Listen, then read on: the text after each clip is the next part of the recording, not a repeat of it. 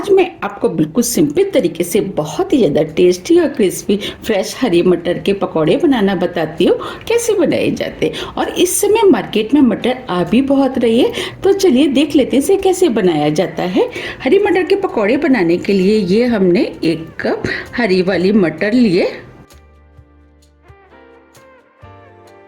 ये हमने 1 कप चावल लिए जिसे हमने 2 से 3 घंटे के लिए पानी में भिगो दिया, जिससे कि चावल फूल जाए। देखिए ये चावल फूल गए, हम इसे तोड़ रहे हैं तो ये इजीली टूट रहे हैं। बस हमें इसी टाइप के फूले हुए चावल चाहिए। आप इसके अंदर कोई भी चावल का इस्तेमाल कर सकते हैं। आप चाहे तो इसके अंदर टूटे वाले चावल का भी यूज कर सकते हैं। ये हमने मिक्सी का जार लिया है। जो हमने चावल लिए थे उसे हमने 3 से 4 बार पानी से धो लिया। इसके बाद इसका पानी निकाल दिया है। अब इस चावल को इस मिक्सी के जार में डाल देते हैं। ये हमने आधा इंच अदरक का टुकड़ा लिया है, इसे भी डाल देते हैं। 2 लहसुन की कली, इसे भी डाल देते हैं। ये हमने 3 छोटे साइज की हरी मिर्च ली है, इसे भी डाल देते हैं। मिर्च आप अपने टेस्ट के अनुसार थोड़ी सी कम या ज्यादा भी कर सकते हैं। इन्हें हम तोड़ के डालेंगे। अब इसके अंदर 1/4 कप पानी डाल देते हैं। अब सभी चीजों को मिक्सी से महीन पीस लेते हैं। ये हमने चावल को महीन पीस लिया है। अब मैं आपको दिखा भी देती हूँ। देखिए हमें इस टाइप के पिसे हुए चावल चाहिए। अब चावल को इस बाउल में निकाल लेते हैं।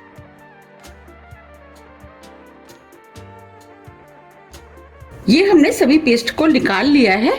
अब इसी मिक्सी के जार में जो हमने मटर ली थी वो भी डाल देते। अब मिक्सी से बिना पानी डाले दरदरा पीस लेते। ये हमने मटर को भी मिक्सी से दरदरा पीस लिया है। अब मैं आपको दिखा भी देती हूँ। देखिए हमें इस टाइप की दरदरी पिसी हुई मटर चाहिए।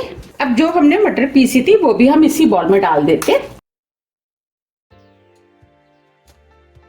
ये एक छोटे साइज की प्याज ली, छोटे पीस में काट लिया, इसे भी डाल देते। थोड़ा सा हरा धनिया, इससे फ्लेवर अच्छा आएगा।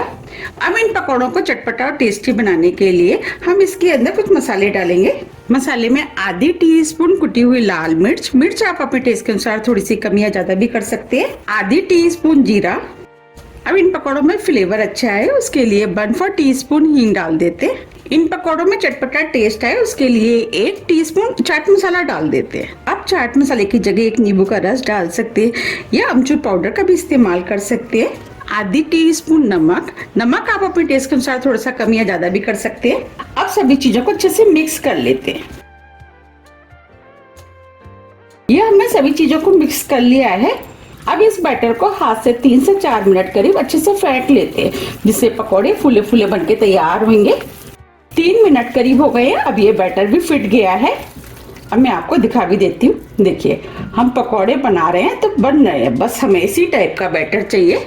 अगर आपका बैटर थोड़ा सा पतला हो जाता है तो आप कच्चे चावल को मिक्सी से पीस करके इसके अंदर डाल सकते हैं। पकौड़े सेकने के लिए हमने कढ़ाई में ऑयल गरम करने के लिए रख दिया था। अब ये ऑयल गरम हो गया है। इन्हें सेकने के लिए हमें मीडियम हाई गरम ऑयल चाहिए। अब ऑयल को हम चेक कर लेते हैं, तो उसके लिए थोड़ा सा बैटर हम इसके अंदर डाल देते हैं। देखिए बैटर तुरंत ऊपर आ गया है, इसका मतलब ऑयल गरम हो गया है। अब पकौड़े के बैटर में से हम थोड़ा थोड़ा बैटर लेते जाएंगे और पकौड़े बनाते जाएंगे। पकौड़े का साइज आप अपने हिसाब से थोड़ा सा छोटा या बड़ा भी कर सकते हैं। हम मीडियम साइज के पकौड़े बना रहे हैं। ये पकौड़े खाने में बहुत ही ज्यादा टेस्टी लगते हैं और झटपट बनके भी तैयार हो जाते हैं।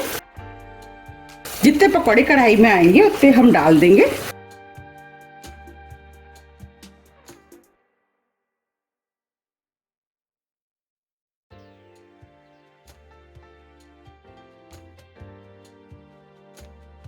ये हमने कढ़ाई में पकौड़े डाल दिए हैं।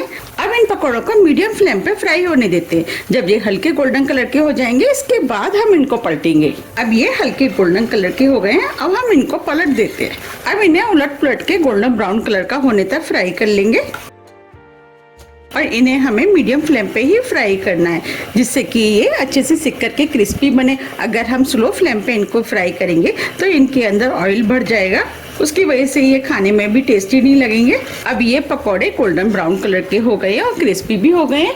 अब हम इन्हें प्लेट में निकाल लेते हैं। अब मैं आपको सुना भी देती हूँ। आप सुन पा रहे हैं क्रिस्पी हो गए हैं। अब हम इन्हें प्लेट में निकाल लेते हैं।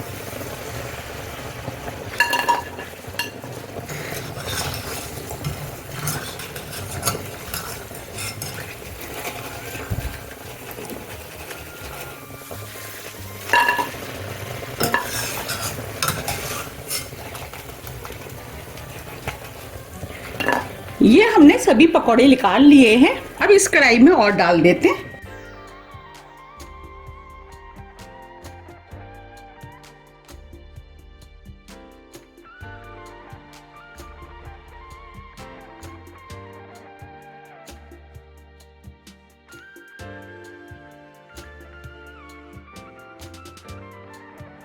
अब इनको भी बिल्कुल उसी तरीके से फ्राई करेंगे जैसे हमने पहले किए थे।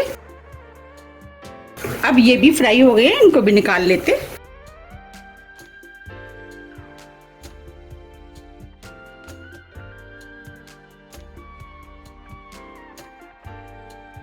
इस तरीके से हम सभी फ्राई कर लेंगे। आप देख पा रहे कितने बढ़िया पकौड़े बनके तैयार हुए हैं। ये हमने सभी पकौड़ों को फ्राई कर लिया है। आप देख पा रहे कितने बढ़िया मटर के पकौड़े बनके तैयार हुए हैं। अब हम पकौड़ों को सर्व कर लेते हैं। आप देख पा रहे कितने करारे और क्रिस्पी मटर के पकौड़े बनके तैयार हुए हैं। ये पकौड़े खाने में बहुत ही ज़्यादा टेस्टी लगते हैं, तो आप भी इन पकौड़ों को बनाइए। ये पकौड़े काफ़ी लंबे टाइम तक क्रिस्पी बने रहते हैं। आप भी इन्हें बनाइए और सर्दियों में इन पकौड़ों का मज़ा लीजिए।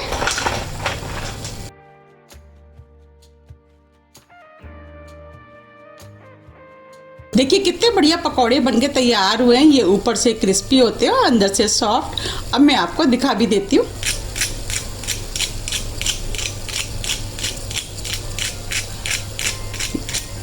आप सुन पा रहे हैं ये ऊपर से क्रिस्पी हैं और अंदर से सॉफ्ट। अब मैं आपको तोड़ के भी दिखा देती हूँ। देखिए ऊपर से क्रिस्पी हैं और अंदर से सॉफ्ट। ये पकौड़े खाने में बहुत ही ज़्यादा टेस्टी लगते हैं। आप इसे टमाटो केचप, हरी चटनी, आप किसी के साथ भी खा सकते हैं। अगर आप इन पकौड़ों को गर्मा गर्म चाय के साथ खाएं तो ये खाने में और भी ज़्यादा टेस्टी लगते हैं। अगर आपको मेरी रेसिपी पसंद आती है तो आप रेसिपी को लाइक कर दीजिएगा और ज़्यादा से ज़्यादा शेयर भी कर दीजिएगा। और मुझे आप कमेंट्स करके ये ज़रूर बताइए कि आप इन्हें कब बना रहे हैं और आपके पकौड़े कैसे बने। ये भी आप मुझे कमेंट्स बॉक्स में लिख के ज़रूर बताइएगा। मैंने आपको जिस तरीके से बनाना बताया, अगर आप उस तरीके से बनाएंगे तो आपके पकौड़े भी बिल्कुल इसी तरीके के क्रिस्पी और टेस्टी बनके तैयार होंगे। अगर आपको मेरी रेसिपी थोड़ी भी पसंद आती है तो रेसिपी को लाइक कीजिए, चैनल को सब्सक्राइब कीजिए और ज़्यादा से ज़्यादा शेयर कीजिए। अब हम फिर मिलते हैं इसी तरह की टेस्टी रेसिपी के साथ। जब तक के लिए नमस्कार।